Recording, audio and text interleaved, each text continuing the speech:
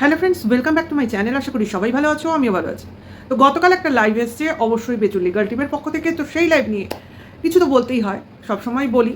সেটা হচ্ছে তোমার লাইভে প্রথমত আমাদের এখন যা পরিস্থিতি, দেশের একটা যুদ্ধ ট্রেনিং ব্যাপার চলছে, সাবধানতা কীভাবে অবলম্বন করতে হবে, এই যে বিভিন্ন নিষেধাজ্ঞা অ্যালার্ট জারি করার বিভিন্ন পদ্ধতি শুরু করা হচ্ছে বিভিন্ন জায়গায়। তো সেইগুলো নিয়ে এখন আমরা সবসময় টিভির পর্দা বলো, মোবাইলের স্ক্রিন বলো, অল টাইম সেটা নিয়ে ব্যস্ত, তাই না? তো এখন এই কন্ট্রোভার্সিগুলো ঠিক আমাদের অতটাও টানছে না, তাই না? এই মুহূর্তটা আমি বলছি, এখন যে একটা সাংঘাতিক একটা সিচুয়েশান আসছে, চারদিকে কী হয় ভাব, বিশেষ করে এই যে একটা অপারেশন সাকসেস হলো, সবাই জানো। তো সেই ব্যাপারটাকে নিয়ে এখন আমাদের মধ্যে খুব হালচাল। তো সেই আলোচনাগুলো তো কিছু লাইভে হয়েছে, এবং সেই লাইভে এই আলোচনাগুলো তো সবাই এখন সমস্ত জায়গায় দেখতে পাচ্ছ, টিভি চ্যানেল সব জায়গায়। কাজে এটাকে নিয়ে আর কিছু বলবো না। আর ওই মঙ্গলাকাণ্ড ও নিয়ে আমি কন্ট্রোভার্সি করি না, না আমি তার ব্লগ দেখি, না ওই ধরনের কন্ট্রোভার্সিয়াল আলোচনার মধ্যে থাকি, কারণ আমার ওটা লেস ইন্টারেস্টেড আমি ওটাকে নিয়ে। কাজে ওই দিকটা একদমই নয়। যেটাকে নিয়ে বলবো অবশ্য করেই আমাদের টিনু আর বেচু, তো এদের এখন লেটেস্ট ইস্যু কি, ডিভোর্স, মিউচুয়াল ডিভোর্স। তো সেটা নিয়ে কিছু আলোচনা তো লাইভেও হলো। তো সেটাকে নিয়েই আমি এখন তোমাদের জন্য কিছু আলোচনা করব। যেমন আমি একটা গতকাল তোমাদের একটা ভিডিও দিয়েছি, কারণ তোমরা জানতে চাইছিলে যে আমার মতটা কী। দেখো, আমি একজন কন্ট্রোভার্সি ক্রিয়েটার, এটা তোমাদের আগে মাইন্ডে সেট করে নিতে হবে। আমি পক্ষ বিপক্ষ মানি, কিন্তু এমন নয় যে আমি কারোর ভুল দেখলে বা কারোর দুর্বলতা দেখলে তাকে কিছু বলতে পারবো না। এটা কিন্তু তোমাদের মেনে নিতে হবে। কারণ আমরা যদি কাউকে ভালোবাসি, তো সেই ভালোবাসার জোরেই কিন্তু তাকে জিজ্ঞাসা বা তার থেকে অনেক কিছু এক্সপেক্ট করতে পারি। এখন সে আমাদের কীভাবে নেবে সেটা তার উপর, না তার উপর কোনো চাপ আছে, না তার উপর কোনো আমাদের এক্সপেকটেশন আছে। কিন্তু কি বলতো, যদি কিছু পাওয়া যায় তো আমাদের কি হয়, মনোবলটা বাড়ে, যে আমরা কিছু বলছি, সেটা কি একটা উৎসাহ পাই, আর কিছু না। যে আমরা না যে একটা কথা বলছি, সেটি কথা বলার উপর জোর আসে। তো জোরটা আমার এমনিই আসে, এমন নয় কেউ আমাকে দেয়, সেটার কথা নয়। কিন্তু কথাটা হচ্ছে যে যখনই কিছু কারোর লু ফলস বলতে যাব, তখনই যদি তোমরা ধরে নাও যে জিনিসটা বলা মানে আমি তার পাশ থেকে হেঁটে যাচ্ছি, সরে যাচ্ছি, তাকে ডাউন করার চেষ্টা করছি, আমার ডাউন করায় তার কি যায় আসে? কিচ্ছু এসে যায় না। আমি তো আজ আছি কাল নেই, এটা কোনো কথাই না। কিন্তু ব্যাপারটা হচ্ছে যে তোমরা ধরেই নিলে, যাই হোক, যে তোমাদের ধরা তোমাদের সঙ্গে থাকুক, আমার তাতে কিছু মানে হাত নেই। এটা মনে হতেই পারে, হয়তো আমার বলার মধ্য দিয়ে তোমাদের মনে হয়েছে, হতেই পারে।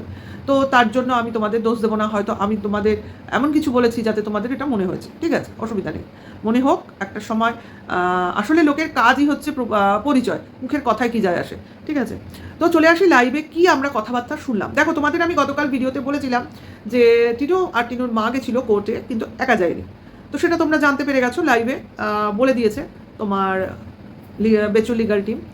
এবং সত্যি ওখানে গেছিল তোমার সেবক দাদার বউ ছিলেন, কিন্তু সেবক দাদা ছিলেন না, তার ব্যক্তিগত কাজের জন্য, ঠিক আছে।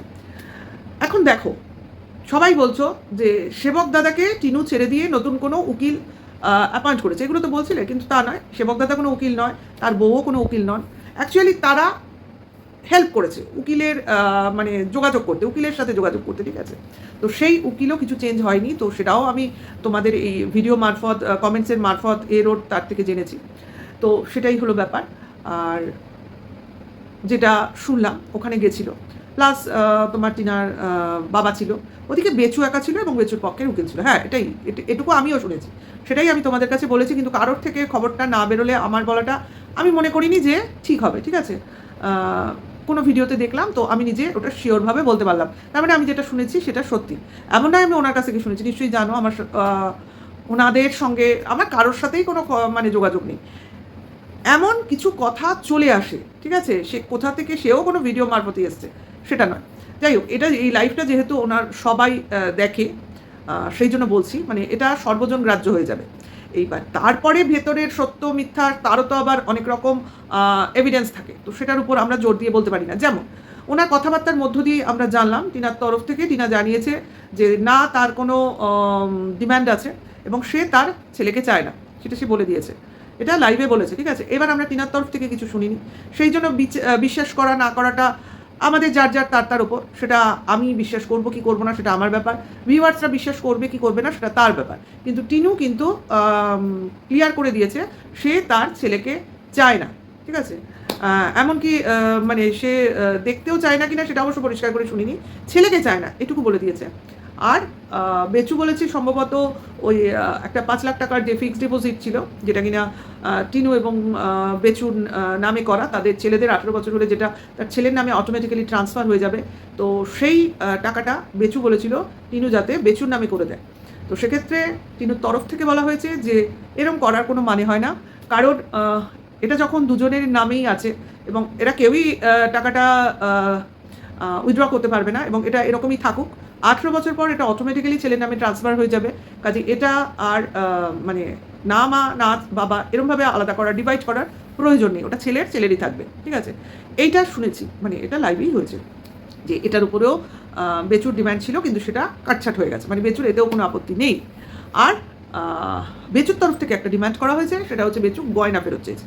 তো সে কোন গয়না সেটাও আমরা কিমার লাইভ থেকে শুনলাম, সম্ভবত শাখা বাঁধানো আর কয়েক জোড়া আংটি, এটাও কিমার লাইভ থেকে আমরা জানলাম, এবং এই তোমার বেচু লিগাল টিমের লাইভেও আমরা শুনতে পেলাম, ঠিক আছে। তো এইগুলো বেচুর তরফ থেকে ডিমান্ড করা হয়েছে, এগুলো দিয়ে দিলেই আর কি বেচু টিনুকে ডিভোর্স দিয়ে দেবে। এবার টিনুর তরফ থেকে কিছু বলা হয়েছে কি না সেটা অবশ্য লাইভে পরিষ্কার করে কিছু বলেনি। এইবার দেখো এগুলো যে বলা কাওয়া হচ্ছে, ঠিক আছে, একটা কোর্টে কি হয়েছে না হয়েছে সেটা নিশ্চয়ই ভুলভাল বলা হবে না, তাহলে তো তোমার কোর্টের রুলস ব্রেক হবে, ঠিক আছে। কাজে এটা আমাদের ধরে নিতেই হবে যে এই কথাগুলো যখন এরকম কনফিডেন্টলি একটা ওয়াইটি প্ল্যাটফর্মে বলা হচ্ছে যে কি কথাবার্তা হয়েছে, সেটা বেচু না বলে বেচুর তরফের লিগাল টিম বলছে, তার মানে তোমাদের ধরে নিতে হবে কথাটার মধ্যে সত্যতা আছে, ঠিক আছে।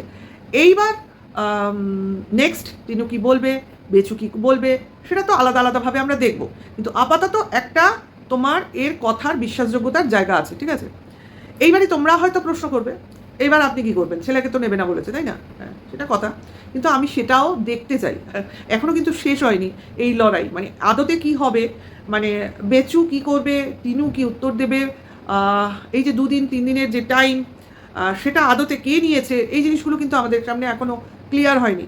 কারণ এদিকে টিনু বলেছে বেচু নিয়েছে 2-3 দিনের টাইম, ওদিকে লাইভে বোঝা গেল যে সম্ভবত টিনু তরফ থেকে 2-3 দিনের টাইম নেওয়া হয়েছে।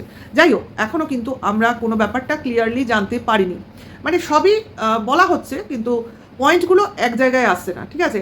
এই জন্যই আমি তোমাদের বলেছিলাম কিছু দিন ওয়েট করো, আর যার লড়াই, অর্থাৎ আমরা যার পাশে থেকে তার লড়াইয়ের সঙ্গ দিচ্ছি, ঠিক আছে, সেটা আমাদের ইচ্ছা অনুসারে দিচ্ছি, সে আমাদের বলেনি, ঠিক আছে। আর তোমরা তো একেবারে টোটালি সাপোর্ট করো তাকে পা থেকে মাথা অবধি, কাজে সেখান থেকে তোমাদের স্বাদটা নিয়ে চলা বা তোমাদের ফলে তার মানে ইমেজটা বজায় রাখাটাও কিন্তু মেইন ম্যাটার করে। হ্যাঁ, এখানে অনেকেই হয়তো বলবে যে টিনুকে কি এখানে ব্ল্যাকমেলিং করা হয়েছে বা অন্য কিছু ভয় দেখানো হয়েছে, যেটা কিনা তোমার ওই ফোকলার সঙ্গে বিয়ের ছবিটা বেচু দেখাচ্ছিল, সেটা দিয়ে কি তাকে ভয় দেখানো বা এটাকে নিয়ে কিছু করা হবে এরকম কিছু বলা হয়েছে। তো সম্ভবত আমি যতদূর জানি বেচুর তরফ থেকে একটা কোনো স্টেপ নেওয়া হয়েছে বা নিয়েছে, এরকম একটা কোনো স্টেপ নেওয়া হয়েছে বা নিয়েছে, এখনও সেটার আমার সিওরিটি জানা নেই, হতেও পারে আবার নাও পারে, ঠিক আছে। ওই যে বললাম লিগাল জিনিস, কেউ যদি বলো জানলে বলে দাও, কিন্তু বলা যায় না, ঠিক আছে। এই যে প্রুফ লাগে, আমার বলার আগে আরেকজনকে বলতে হবে, মানে যার বিরুদ্ধে কেস করলেও কিছু হবে না। কাজে আমি কখনো বলতে পারি না হ্যাঁ এটাই হয়েছে, এটা আমি কখনো বলতে পারি না, কারণ আমার কাছে তো প্রুফ নেই। আমি তো বেচুর লিগাল টিমের হয়ে কিছু জানলেও তার হয়ে কাজ করি না, কাজে এখানে আমার বলাটা সাজে না। আর টিনু যেহেতু কিছু বলে না, সেই জন্য আমরা কিছু বলতে পারি না, পরিষ্কার কথা। সেই কারণে আমরা জানলাম কি করে, তাই না? এটাই হলো ব্যাপার। আর যেহেতু আমরা লিগাল টিমের কোনো অংশ নই, সেহেতু আমরা বলতেও পারি না। ওই যে পাওয়ারের একটা ব্যাপার থাকে, যেটা অনেকেই লিখেছ, বেচুর অনেক ভাগ্য যে বেচুর এমন একজন লিগাল টিম মেম্বার জুটেছে যার কিনা অনেক পাওয়ার। অবভিয়াসলি এটা তো তোমার 100% একদম সঠিক কথা, কারণ উনি পুলিশ প্রশাসন, বাইরে দৌড়াদৌড়ি এগুলোর মধ্যেই রয়েছেন না। উনি কোনো গৃহবধূ না, উনি সংসারী মানুষ না, উনি ঘরে থাকেন না, ওনার মানে পরিবারের কোনো চাপ আছে, ওনার কিছু নেই। উনি হলেন নিজের মর্জির মালিক। তো সেখানে ওনাকে কেউ না আছে বলার, না আছে কওয়ার। তো আমাদের মতো যদি এরকম ফ্যামিলির মধ্যে থাকতে হতো, তো হয়তো উনিও এরকম ভয়েস রেজ করতে পারতেন না। একটা পিছু টান থাকলে না অনেকেই অনেক কিছু করতে পারে না, ঠিক আছে? অনেক চাপ থাকে রে ভাই। আজকে তোমরা সঞ্জয়কে দেখতে পাচ্ছ না, সে এতই ভয়েস রেজ করেছিল, তার পেছনে কতগুলো কেস করে ফেলেছে। আজকে সে বাধ্য হচ্ছে চুপ করে যেতে, অনেক কথা জানার সত্ত্বেও সে বলতে পারছে না, বা ওর হয়তো বলার ইচ্ছা হচ্ছে না, সেটা ওর ম্যাটার। ও কি বলছে সেটা বলছি না, কিন্তু বলছি যে ও অনেক পাওয়ার নিয়ে নেমেছিল ফিল্ডে। দেখো ও কিন্তু সেভাবে যতটা বলতে পারে ততটা বলতে পারছে না। ও কিন্তু অনেক বেশি ভোকাল, অনেক বেশি ও মানে কি বলবো, সাহস ওর। মানে এরকমই দরকার এইসব লাইনে লড়াই করার জন্য, সেটা বলছি, ঠিক আছে? কারণ আমাদের মতো কি, আমরা একটা কিছু বলবো, যদি বলি মানে জেনে নিজের সাহসে ভর করে বলে দিই সবার সামনেও, কিন্তু ওই যে প্রুফ লাগবে। আমরা উইদাউট প্রুফ কিছু বলতে পারি না, প্রুফটা বিশেষ প্রয়োজন। আমি যদি আজকে যেসব কথা অনুমান ভিত্তিক বলি, সেগুলো যদি তোমাদের প্রুফ সমেত তুলে ধরে দেখাতে পারতাম, তাহলে সেটা আরও বেশি বিশ্বাসযোগ্য হতো। কিন্তু ওই যে প্রুফ নেই, প্রুফ না থাকলে বলা যায় না, ঠিক আছে? তো লাইভে এগুলো আলোচনা হয়েছে, এবং এটাও আলোচনা হয়েছে যদি টিনুর তরফ থেকে যে অ্যালিগেশনটা বেচু লাগিয়েছে গয়নাগাটি ফেরত দেওয়ার ব্যাপারটা, যেটা টিনু ভিডিওতেও বলেছিল একবার একদম প্রথম দিকে, যে ও শাখা জোড়ার কয়েকটা আংটি, গলার চেন এই নিয়ে বেরিয়ে এসছে, এগুলো নাকি ওর শ্বশুর বাড়ি, তো সেইগুলো নাকি ফেরত দিতে হবে। হ্যাঁ, সেইগুলো যদি না ফেরত দেয় টিনু, তাহলে বেচু কন্টেস্টে যাবে, অর্থাৎ হাইকোর্টে কোনো কিছু কেস বা কিছু বা এর এগেনস্টে লড়বে, সোজা কথা এটা করবে। এটা বেচুর তরফ থেকে হয়তো জানিয়ে দেওয়া হয়েছে, ঠিক আছে? এইবার আমার প্রশ্ন এখানে, যে বেচু না সরি টিনু বলেছিল যে যে শাখা জোড়াটা ওর হাতে ছিল সেটা ওকে ওর শ্বশুরবাড়ি থেকে আশীর্বাদের সময় দেওয়া হয়েছিল, আর কটা আংটি। এখন দেখো সেই আংটির কথাটা জানি না, চেনটা বলেছিল, গলার চেনটা ওর বাবা দিয়েছে, আর শাখা জোড়াটা ওকে আশীর্বাদে দিয়েছে। তো আমরা তো জানি যে আশীর্বাদে যদি বাড়ির বউকে কিছু দেওয়া হয়, সেগুলোও তার স্ত্রীধনের মধ্যেই পড়ে, ঠিক আছে? তো মানে সে বাপের বাড়ি থেকেও যা পাবে, আবার শ্বশুর বাড়ি থেকেও যা পাবে, সমস্ত কিছুই তো তাকে গিফট হিসেবে দেওয়া হচ্ছে। তো এগুলো তো সমস্তই একটা বউয়ের প্রাপ্য। সেখানে সেই বউয়ের উপহারের উপর কি করে তার শ্বশুর বাড়ির লোকের দাবি দেওয়া থাকে, এই জিনিসটা আমার কাছে ঠিক ক্লিয়ার নয়। এটার উপর কি করে দাবি দেওয়া করতে পারে? হয়তো এই কারণেই বেচু হয়তো কেস করেনি, কিন্তু দুদিন আগে আবার তো শুনলাম এই নিয়ে কেসও করা হয়েছে থানায়। অথচ যদি এরকম গয়না চুরির কেস করা হয়, তাহলে পুলিশ প্রশাসন এর বিরুদ্ধে কোনো স্টেপ নেয়নি। এটাই একটা আমার একটু অবিশ্বাসের ব্যাপারের মধ্যে থেকে যাচ্ছে। মানে কথার মধ্যে কোনো সত্যতা নেই। যদি গয়না চুরি হয় অরিজিনালি, তাহলে যদি থানায় ডায়েরি হয়, তো তার এগেনস্টে কিন্তু প্রশাসন খুব তাড়াতাড়ি স্টেপ নেয়, যেটা কিনা নেওয়া হয়নি। আর এখানে সেই জিনিসটাই শর্ত হিসেবে রাখা হচ্ছে, যেটা কিনা স্ত্রীর ধনের মধ্যেই পড়ে, অর্থাৎ যেগুলো তার বিয়ের গিফট। তাহলে যেটা তাকে আশীর্বাদ হিসেবে দেওয়া হয়, সেটা আবার ফেরত চাওয়া হচ্ছে কেন? ঠিক আছে, এই কথাগুলোর মধ্যেই আমার একটু অসুবিধা আছে, হজম করতে অসুবিধা হচ্ছে, ঠিক আছে? কাজে এখানে কিছু প্যাচ আছে বা কিছু ভেতরের ব্যাপার আছে, যেটা কিনা কেউই ক্লিয়ারলি বলছে না। মানে কেন বলছে না বেচু, যে এই জিনিসটা যদি একই হয়, মানে টিনু যে ভিডিওটা শোনানো হলো টিনুর প্লাস বেচুর কথা দুটো যদি ম্যাচ করে বলা হয়, তাহলে এখানে বেচু মিথ্যা কথা বলছে, সেটা আমি বলতে চাইছি।